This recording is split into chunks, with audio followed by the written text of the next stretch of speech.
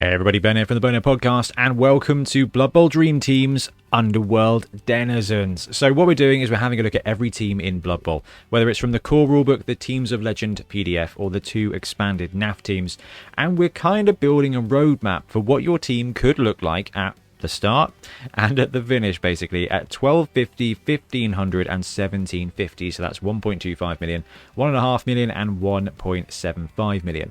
Now the reason we're doing this is because it gives you an idea of what optimal builds you can be shooting for. So this is obviously my optimal build, and when it comes to your team, you can give your players whatever skills you want at whatever point. Blood Bowl 3 will be coming, and we will see a lot of teams kind of brew up exactly the way they want to be. This view here is going to be kind of a halfway house between BB3 absolutely rolling doubles and playing millions of games to tabletop, which is actually what are you realistically likely to do if you're taking this team to a tabletop league. So if you are going to be playing with Underworld or against them in your league, this video should give you a good idea of what your team, what that team could look like at those different points in its career.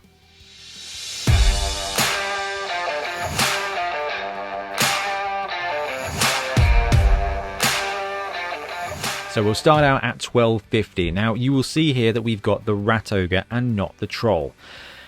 I'm not going to bother doing a Troll build. What we'll do is we'll talk through the difference between those two as we go along. The difference primarily is that the Rat Ogre is there to punch and maim, and the Troll is there to be punched and to throw things. So the biggest difference in there is that the Troll is a bit cheaper, so you can afford an extra goblin, and your angle is going to be to jump up on that goblin to use it as a throw teammate angle. This roster here does not have throw teammates, so you will be missing that angle, but realistically when it comes to Underworld, you don't need it anymore because you've got so much agility, and you've got the Gutter Runner now. So the Rat Ogre Gutter Runner build is a running roster. You can take a Troll and an extra Goblin and go for the throw teammate instead, but a lot of the skills are basically going to cross over. So when it comes to getting to 1250, when it comes to, building your Underworld roster, not a lot is going to change in the way you take your positionals and the way you take your players. We're going to have the Rat Ogre, we're going to have the Blitzer, the Thrower, the Clan Rat ×3 and the Gutter there. That's just a given. Those are almost inarguable and just ubiquitous when it comes to building that Underworld team. Then you can max out with other players. Now we have stopped at 15. That will give you one player to take as a star player. And when it gets to 1250, the likelihood of you being able to afford Hackflem is less. Okay. Now what we're looking at here is this team being itself, with Underworld playing Underworld using the players that it's got. What you can do with Underworld, because they do have access to Hackflem, who is quite frankly the best star in the meta right now, is you can just drop your team down a level. If your league is at 1250, then slow brew up every player. Take skills only when you get high on the SPPs. That's the really big advantage now about Blood Bowl 2020, is you don't need to take a skill at 6 SPP. You can just wait. Now we're going to assume you're playing tabletop and you want to be running Underworld to do what you can with the Underworld roster. So we're going to be looking at actually developing your team to hit those thresholds. If you want to hang back, keep your TV low and run Hackflem or Glart, you can absolutely do that. All you have to do is simply not take skills. And if you start taking Hackflem, he's going to be using up those TDs anyway. So he's going to be getting some of those SPPs. So your team will slow brew anyway. But this is not going to be a spoiler. We're going to be trying to build that Gutter Runner to be your own personal Hackflem here for less money. So we have got the Rat Ogre, the Blitzer, the Thrower, 3 Clan Rats, a Gutter Runner. Now this roster runs 4 Goblins. I've done that graphic quite wrong. And then 4 Snotlings. It starts out a little bit different. We're assuming you're going to lose and pay some money to replace Snotlings. And what that does is it gives you 15 players total. 4 Snotlings are there just to be there for swarming, because a great combination is the Snotling and the Rat Ogre. The Rat Ogre having animal savagery and swarming being there on your Snotlings means that at the very least you can just deploy a Snotling every single drive, have him next to the Rat Ogre, and if your Rat Ogre fails its wild animal for some reason, you just punch the Snotling. Not going to hurt your team. They don't even add team value to your team. They are essentially free, and 15k a piece. If you need to replace them, you will always be able to afford to do so. So the Snotlings are there to enable the Rat Ogre, but if you've played against them, swarming can be absolutely massive from an advantage point of view. So with rerolls, we've got 3 rerolls and the Apothecary. You're playing League, that Apothecary is incredibly important to your team because you got one of every dude that matters. And as we level up some of our goblins as well, they are going to matter too. The thing with Underworld, they're very similar to Chaos Pact and OWA. Every single player has a role to play, and we're going to see that as this team develops. So the Rat Ogre can take a skill. It's going to cause some casualties. It might grab a random MVP. It won't be long until that Rat Ogre is ready to hit that 6 SPP threshold. This is where you start making choices, and we'll talk through Rat Ogre and Troll here at the same point. If you're playing tabletop, you may be getting 2 to 3 games a month. That Rat Ogre is going to level up at game 4, okay? So that could be 2 months tabletop time. BB3, that's going to be an evening. So when it gets to month 2 of running your Underworld, you've got 6 SPP. You can choose a strength skill on your Rat Ogre. You are probably going to take it. And I'm here to tell you that Brawler is excellent on Rat Ogres and Trolls. Just watch the Bonehead Championship. Brawler on a Troll is so needed. Now, with the Rat Ogre, you do have a lot of different options. Juggernaut is a great one. If you're going to be blitzing with that Rat Ogre, then Jugs is going to be superb. I do, however, recommend Brawler with the Rat Ogre because it's going to be on the line a lot of the time. You are going to be able to feed it targets, and Brawler is going to help keep it alive and just roll those extra pals to get those extra bits of casualty. It's already got Mighty Blow, so that's good to go. Now, other skills you can take on it, you can take Guard, which makes it a bit more of assist. You can take Break Tackle to give it a 2+ breakaway into the open. But if you want to do that, then actually Jugs and Break Tackle is a great way to go with this Rat Ogre. Brawler and Guard if you're going to have him on the line. The Troll is going to be looking to get Brawler if you want him to maim things, and Strong Arm if you want him to throw things. It will be down to you and your playstyle to decide which way you take that with your big guy. And don't get me wrong, Tentacles is great on the Troll as well, but realistically, Brawler on that Rat Ogre is going to allow him to be your blocker. If you want him to be a blitzer, then take Jugs. If you are willing to wait 4 months of tabletop time to save 12 SPP to get block, it is the right thing to do. I am not willing to wait that long. If I've got 6 SPP on a Rat Ogre, I want to help get it more SPP. Brawler, Jugs are going to help you get more SPP. If you've got the Troll, Throw Teammate, Strong Arm is going to help you get Throw Teammate to get more SPP. So it is your choice. I've gone for the middle lane here, which is actually, I want to take a skill when I can take a skill because it's going to make my team better sooner. So Brawler would be probably the skill I go for on the Roger because I want to be using my Blitzer to blitz things. So Guard is going to be incredibly important on this Blitzer. Instead of Guard, you can take Mighty Blow. It depends on how aggressive you want to play. Guard is really important on that Blitzer because he is your only strength access except for that Rat Ogre. So your Blitzer can run around decking things no problem at all, but the fact he can take Guard means that he's going to be tough enough to stand in the fight and he's going to make everyone else around him better. You have to play him ever so slightly differently. Now when we come to the Clan Rats, you'll understand why. The Thrower is a really interesting position on this team because it already starts out awesome and you get all the different accesses to mutations. So you've got another big choice to make here. Do I want to throw with my Thrower? Yeah, you do. Or do I want to run with my Thrower? If you want to run with your Thrower, then ignore everything I'm about to say and just take block. Take block, take 2 heads, take extra arms, and make it 2+ to pick up the ball, 2+ to dodge somewhere, and block to keep him alive. That is real straightforward. You can do that. The Thrower is going to be fine. Alternatively, if you want to be able to use that Thrower to thread that ball to the scoring players on this team, whether it's Hackflem, whether it's Gutter, whether it's just a Goblin, then on the ball is going to help you out massively.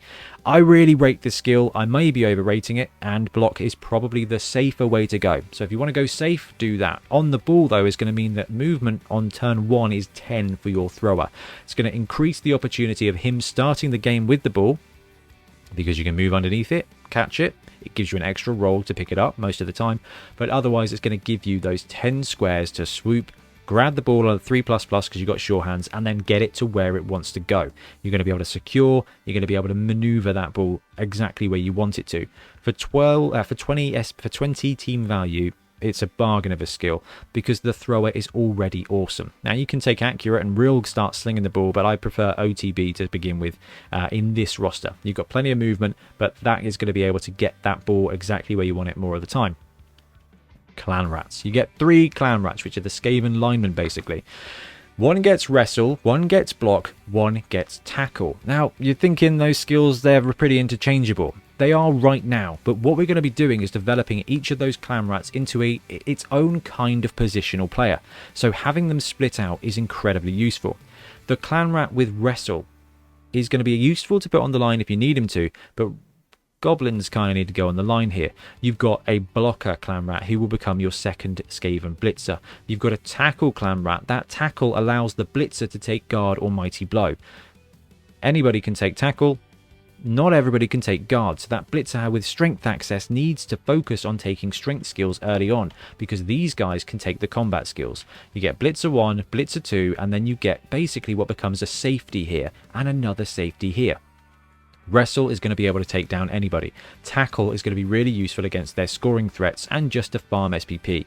This tackle allows you to take guard on that blitzer. I'd want it the other way around, but it's going to take you 12 SPP to take guard on that clan rat. I'm not that patient. Now, when it comes to goblins, you are going to get some SPP as well. I love one goblin just taking a punt at 6 SPP on a general skill. Block, wrestle, dauntless, sure hands, tackle. These are all brilliant skills for regular dudes. Kick is obviously the one I'm egging for, but that's 6 skills out of 12 that I've just named that I think are brilliant to start with. Fend and shadowing are going to hurt you, but what you can do is just fire him and take somebody else if you want. That's the beautiful thing about these goblins. Take a random roll on that guy. What it allows you to do is build these guys up as basically blitzers, because as this team develops, what you're going to have is a thrower, a catcher, 4 blitzers, a big guy, and a host of weird agility magic people. Talking of agility magic people, let's have a look at the gutter runner here. God, that's boring, but it is the correct choice. Block on your gutter runner. On Skaven, you can spread those skills out. On this guy, you need him a blodger immediately. It's going to help keep him alive. It gives you a bit of a threat when it comes to playing defensively as well, because now that guy can dodge somewhere he shouldn't be able to dodge to and punch someone he shouldn't be able to punch. Realistically, though, what you're going to be using him for is to score. He is going to be scoring. He is going to be your kind of reserve score threat. All of these guys are scoring threats, which is the dangerous thing about Underworld. And if they take a star, that guy's already a scoring threat as well. But the gutter runner starting out with block is exactly the right thing to do. It's going to keep him alive and it's going to help you get SPP. The longer you stay alive with the gutter runner, the more touchdowns you're going to score. When it comes to goblins, you get mutation access. One of the dude, save up, get 2 touchdowns, take a random general. It's the right thing to do because it's fun and you're going to come up with something kind of unique. I cannot recommend it enough. But when it comes to these goblins, there's some positionals that we are going to build here. One gets 2 heads. What that does is that allows that goblin to 2+ dodge everywhere forever. That's great on offense and defense. He becomes scoring threat number 2, please. He's running 2+ through anywhere at speed 6 to 8. But he's also running into cages on a 2+ as well. So when you need to take that 2-die-up block, 2-die-up blitz into a cage to pop the ball out, it's going to be much, much, much better than you think. And that 2++ just means he's going to be able to walk wherever you want him to. And another goblin takes horns. So the 2 heads guy is going to start to be our second gutter runner, our second anywhere ever scorer. And that horns dude is going to be the one who's going on a 3+ dodge in there to take a 1-die block on most ball carriers. That gives you 2 great options to sack the ball without even engaging your Skaven. That is very potent. Now the Snotlings, if you get a chance to level them up, Big Hand is wicked because they're already 2+ dodging in everywhere, and just being able to walk onto the ball in any amount of tackle zones and roll a single 3+ and then a 2+ to walk out with it again is filthy, underrated, and costs you a grand total of 20,000 gold for your team because the Snotling is free. So that's pretty cool too. 3 rerolls, 1 apothecary to keep your team alive, and already at 1250 it is a very tasty place to be. Now we're going to boost it up to 1500. Now, we've talked about Hackflem and Glart, and they are both excellent choices. Glart makes a brilliant blitzer. Hackflem makes an excellently terrifying scoring threat. If you're playing in a league that's hitting 1400, 1500, stay at 1250 if you want to go the Hackflem route. Don't worry. Some of you guys are going to die. You're going to have to replace those players. Your TV will be manageable. If you want to go the star player Underworld route, loiter on the 1250 screen. If you want to play Underworld as a team, doing the Underworld thing, this is at 1500 where I think you should be. Now that Rat Ogre has picked up a second skill by now. It's used Brawler or Jugs to murder things. Then it's gone on and got Guard or Break Tackle to allow you to blitz. If you're blitzing with your Rat Ogre, this one is Jugs, this one is Break Tackle. If you're using him as a blocker, okay, as a primary, I'm going to soak up punches and just absolutely maim stuff. Brawler, Guard allows the players around him to make 2-die blocks, and then what you can do in that situation is block the left guy away with 2 dice using Guard, block the right guy away with 2 dice using Guard, and then your strength 5, 6, 7, 3 dice times 2 is a 6-die frenzy block with Brawler. That is 8 dice potentially that you are rolling. If you don't get some kind of coconut box out of that, I'm not sure you should be playing Blood Bowl. Anyway, Rat Ogre going to be murdering stuff with these 2 skills, or the other 2 skill sets. If it's a troll, then it's going to be Brawler and Strong Arm. That allows that troll to do very troll things. You can take tentacles, that's fine, depends on how defensive you want to play. Now this Blitzer, like we said, the Blitzer is your only way to get strength without waiting 3 months for a clan rat to do it. Guard, Mighty Blow. It's up to you which way you take it. I prefer to take Guard than Mighty Blow, but the Mighty Blow piece is going to give you a number 2 choice at removal, and that allows you to start deleting players. So Mighty Blow on the Blitzer is going to really help you out here. The Thrower, if you're going the throwing route, on the ball speeds up the collection of the ball, accurate just spreads it out. Now what we're doing is with 3++ picking up the ball, we've got 10 squares of movement and 6 squares of throwing within that very first turn. There are very few places you can put a dude where your thrower won't be able to get that ball on a 1 in 9 followed by a 1 in 36. Those are pretty great odds. I'm very much on board with them. So you've got a really good ball distribution system. If you want to speed and go for a massively quick offense with Underworld, you can. That's going to be really useful if your opponent is running secret weapons. You can just score in 2 turns with Underworld, no worries at all. And then you can play defense, play layer, and use your positionals to just pop the ball out of places that it shouldn't be able to do. And that's where Underworld becomes really fun. Now you've got these 3 clan rats, and they are starting to take shape of the positionals we are brewing them up to be. We've got a Wrestle Tackle clan rat, who is going to be your primary safety. That Tackle clan rat already is going to take block and is going to become your 3rd blitzer. Your 2nd blitzer is going to be this clan rat here, who's gone block and horns. So then you've got a load of positionals. You've got the Rat Ogre who's doing Rat Ogre things. You've got that blitzer who is your heavy, okay? He's your heavy blitzer. He's got Guard, Mighty Blow. He's there to punch things. Then you've got block horns. You've got another great way to blitz at strength 4. So the blitzer can run in there against a strength 4 player. You've got Guard. Old block and horns boy at movement 7 is going to fly in there and 2-die block blitz. That's going to be awesome. But you also have a series of kind of answers to teams. You've got block and tackle, and you've got wrestle and tackle. So you've got 2 safeties, and it depends on your target. Block tackle is going to be great against any kind of light team and stunty team. He's going to farm casualties out. Wrestle tackle is going to be a superb safety to take down any kind of dodge ball carrier, war dancer, whatever. Wrestle overrides both down. So if they're running block and sure hands, you can just tackle wrestle them to the ground. Blodge means nothing against a wrestle tackle clan rat with a vengeance. The gutter runner by now has scored 1,000,000 touchdowns and everybody hates him. So he's got extra skills to make everybody hate him even more. We took block, that kept him alive. Now he's got 2 heads and extra arms because now he's 1+ everywhere, everything ever, and it is just unnecessarily powerful. So 2 heads is going to mean that they're dodging into the open on a 1++. Okay, 1+ with a reroll. So 1 tackle zone is 2++. 2 tackle zones is 3++. So there's going to be very little place this gutter runner can't get to. And extra arms just means that he's catching the ball on a 1+. And it also gives you another great way to collect that ball. You are going to be able to pop the ball out with Underworld. You've got cheeky angles to take, whether you're troll throwing dudes or whether you are just using your stunty privilege to run in there and 2-die up block and just knock a ball around. That gutter runner with 2 heads and extra arms is going to be able to sneak in and grab it no matter where it is, and with movement 9 he's going to be able to pass it on to somebody greatly.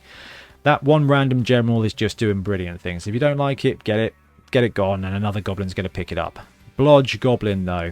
And that's the cool thing about that random general, is you're going to build a character. It's going to be, it's the Goblin Kicker. You can name him after anybody from the NFL. But if you get a block or a wrestle goblin, now you've got another genuine threat on the ball. Dauntless though, chef's kiss.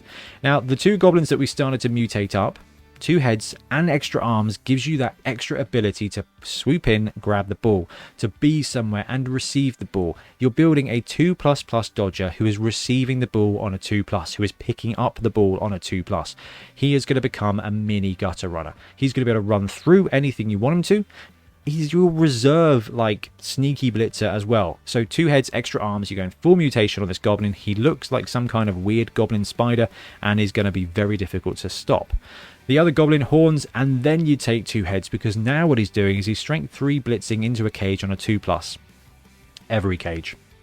Every cage you've got a 1 die chance to block the ball, and unless that person's a blodger, you've got basically a 50% chance of knocking the ball down. If they've got block, it's less. If they've got dodge, it is less, but it always gives you a 1 in 6 chance of just walking into a cage and punching a guy in the face. Realistically, anything but a skull is going to be great for you. 2 pushes, pop him out the side of the cage, swarm him with your other players.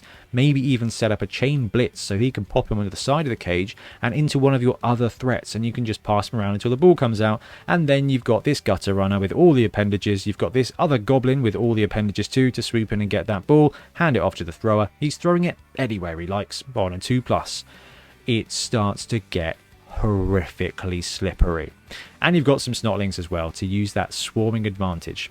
They protect and they attack. Snotlings are great. Even if all you're doing is feeding them to the rat ogre, they are still so good. And then we move on to 1750. So Underworld are fragile. Every player on this team is fragile. So maintaining this level of success with player development is really impressive. You can get Underworld to 1750 looking like this.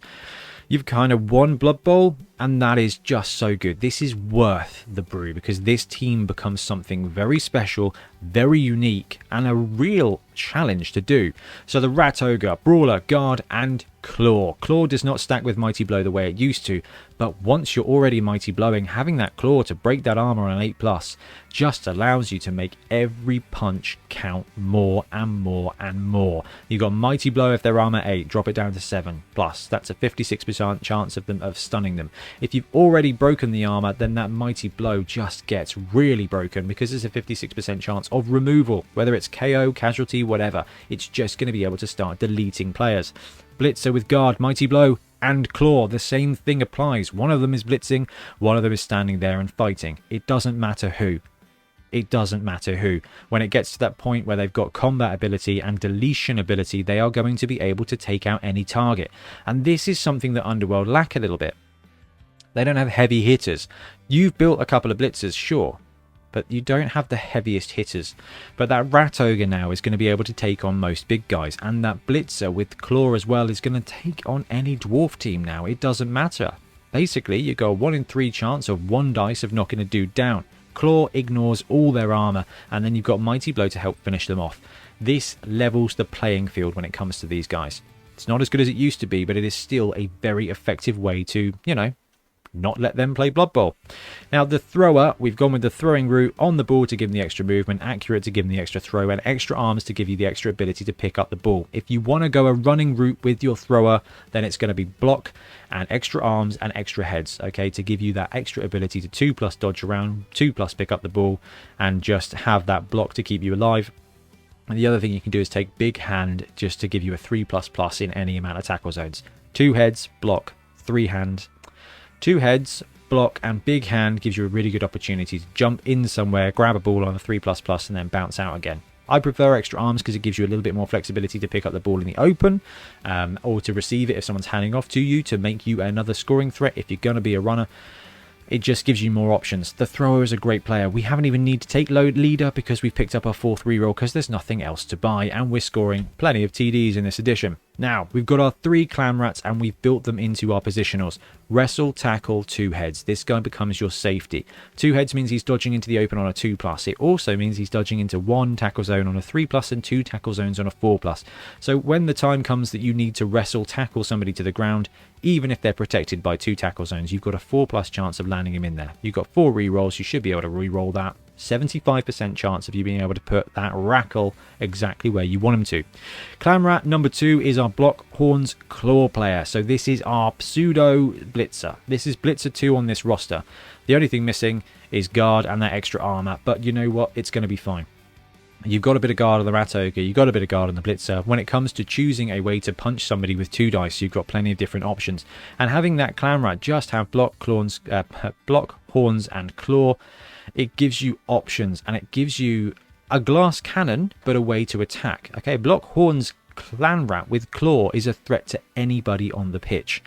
That is lovely. And the other guy, tackle, block, and also claw. You've got block. Those guys with block, they're going to end up with 3 players here with claw. That is going to allow you to fight toe-to-toe with those other teams with better armor advantage, because that armor advantage is gone against those guys.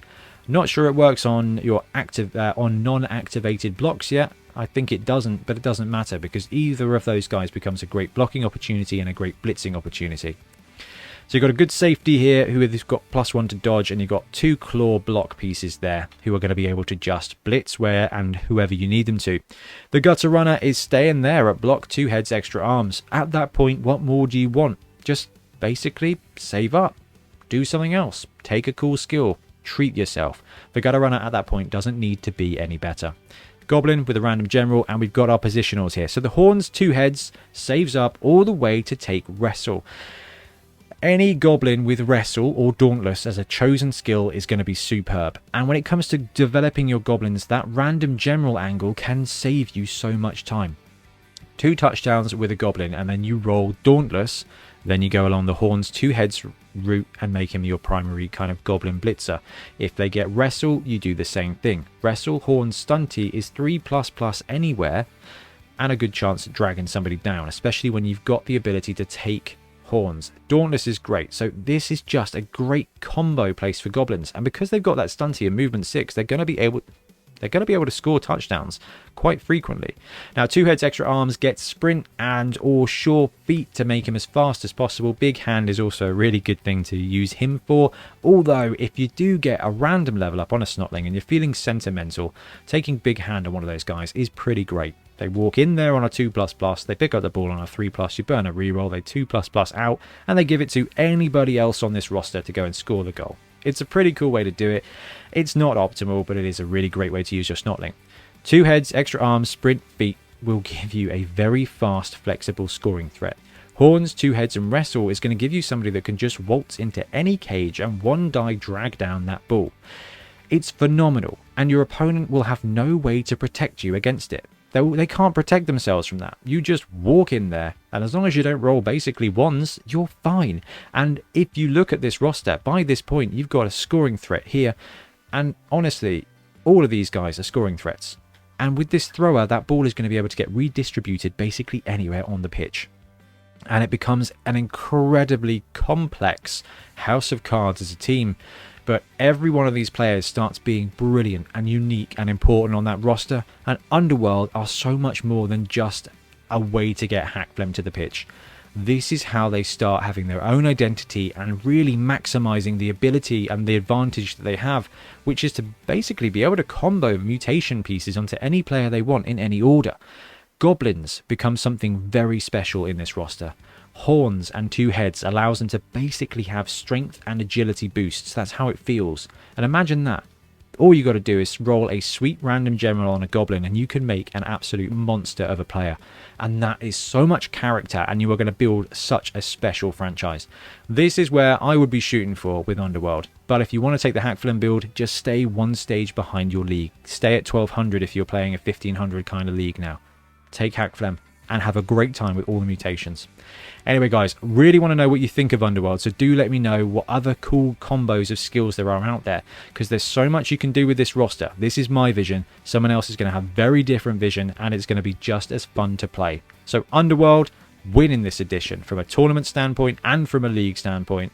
They are potentially the most fun team in Blood Bowl, and I love it. Anyway, I'm going to disappear. Thank you ever so much for watching.